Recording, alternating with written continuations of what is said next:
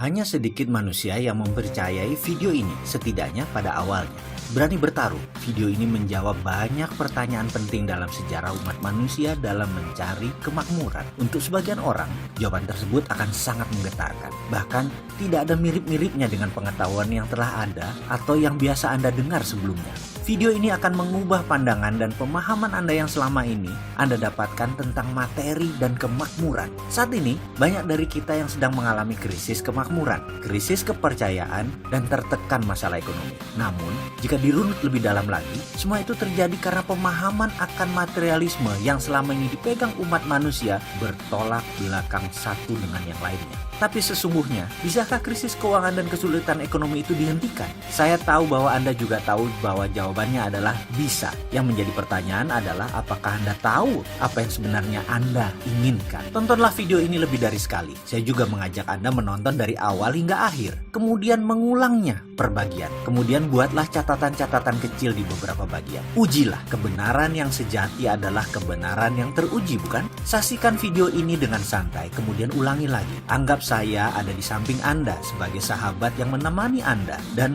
berbagi rahasia kecil kepada Anda. Tontonlah video ini dengan hati, tapi pastikan gunakan lebih dari satu hati. Hati-hati. Banyak informasi dalam kehidupan ini, terutama dalam mencari kemakmuran, menjadi tidak akurat setelah Anda menonton video ini. Tetapi garansi, pasti hasilnya lebih baik. Itulah jawaban mengapa dunia sekarang dalam bahaya yang sangat besar, karena kemakmuran seakan tidak bisa dicapai oleh semua orang. Hanya segelintir orang yang kebetulan bernasib baik memperolehnya. Kembali pilihan ini ada pada kita. Siapkah Anda menulis sejarah hidup Anda? Kita mulai dengan otak sama, nasib beda. Ketika berbicara soal kemakmuran, prosperity conscious atau kesadaran kaya selalu menjadi hal pertama yang saya bahas adalah kata-kata. Ini menekankan bahwa cara kerja otak adalah pilihan. Jadi bagaimana Anda memprogram otak Anda untuk menjadi seorang yang kaya, Andalah yang menentukan. Artinya, kaya itu pilihan. Siapa yang ingin mendapatkannya pasti dapat, karena kaya itu hak semua orang. Ini sekilas fakta tentang otak. Bangsa manapun di dunia, ukuran otaknya, baik ukuran panjang syarafnya, jumlah pengantar kimianya dalam otak, maupun sensornya, semuanya sama. Kecepatan kemampuan berpikir,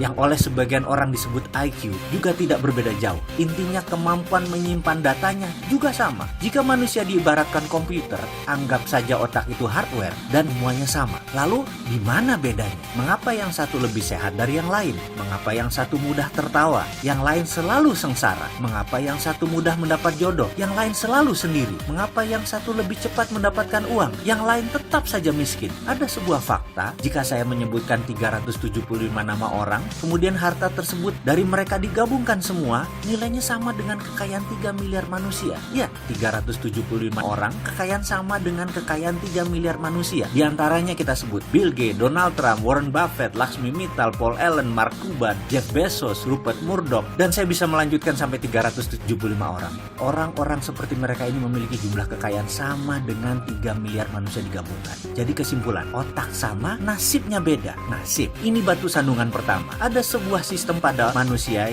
yang namanya belief system atau sistem keyakinan. Ini ditanam di subconscious atau di pikiran bawah sadar seseorang. Jika sudah ditanam di posisi ini, untuk mengubahnya perlu teknik khusus. Kalau menggunakan cara biasa tidak akan pernah berubah. Misalnya kebiasaan merokok. Maaf ya, saya mengambil contoh merokok karena mudah dipahami. Saya tidak merokok, tapi saya bukan anti orang perokok. Prinsip saya merokok itu baik, tidak merokok itu lebih baik. Itu hanya sebuah pemahaman dan pengambilan posisi dalam melihat sesuatu. Kembali ke merokok sebagai contoh. Dalam iklan televisi dikatakan secara vulgar, merokok bisa menyebabkan kanker, gagal janin, penyakit paru-paru, dan lain sebagainya. Apakah dibaca oleh setiap perokok? Iya, namun apakah mereka lantas berhenti merokok karena takut akan peringatan tersebut? Tidak juga. Mengapa? Itulah kerja otak.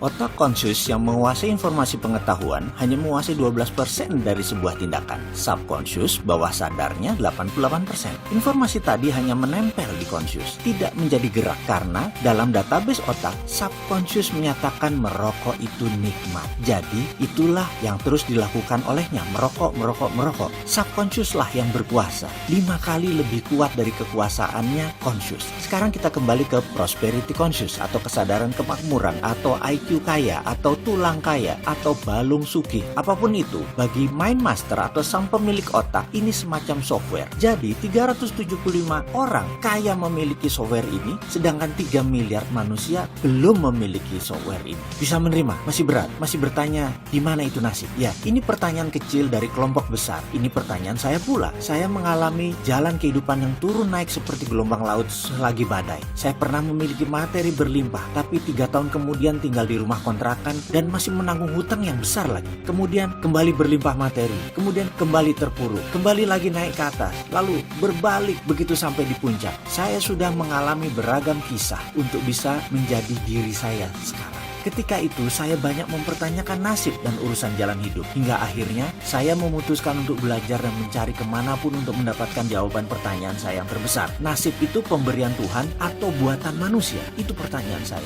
Saya tidak kaget jika pertanyaan itu membuat Anda memutuskan berhenti menonton video ini hingga di chapter ini. Karena belief system Anda menyatakan rezeki sudah ada yang mengatur. Sementara kalau diteruskan ternyata rezeki itu manusia yang mengatur. Yang selama ini kita kenal dan melaksanakan sesuai sistem Tuhan. Ini sungguh menyesakkan, bukan? Tapi kalau itu kebenaran yang terjadi, bagaimana? Izinkan kosongkan gelas Anda. Ke depan akan ada banyak hal yang menyesakkan dada Anda. Saya tetap akan melanjutkan kisah dalam video berikutnya untuk Anda sahabat semua. Karena saya tahu sekali, fakta bisa merubah kebenaran. Ya, kebenaran Anda akan ditantang ke batas ujung dengan fakta-fakta yang akan saya berikan. Beranikah Anda meneruskan video selanjutnya?